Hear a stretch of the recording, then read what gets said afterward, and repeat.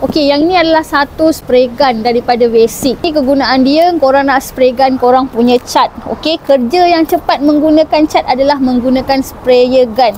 Okey, dekat sini saya nak tunjukkan beberapa yang korang akan dapat lah. Contoh kat sini untuk dia punya cup, untuk dia punya tali yang korang boleh letak sandang. Yang ini ada beberapa jenis dia punya nozzle yang korang boleh tukar. Okey, dia ada saiz-saiz dia kat sini.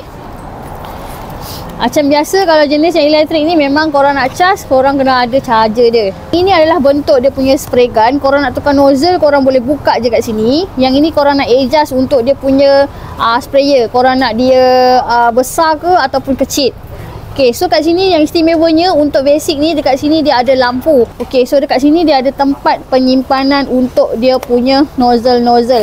Okay, nozzle-nozzle dia ada merah dengan hitam sini. Korang boleh letak je dekat sini. Dia bagi juga satu bateri kat sini untuk 20 voltage. Okay, korang masuk macam biasa. Lampu dia macam ni. Memang sangat terang. Okay, kalau korang nak adjust kat sini.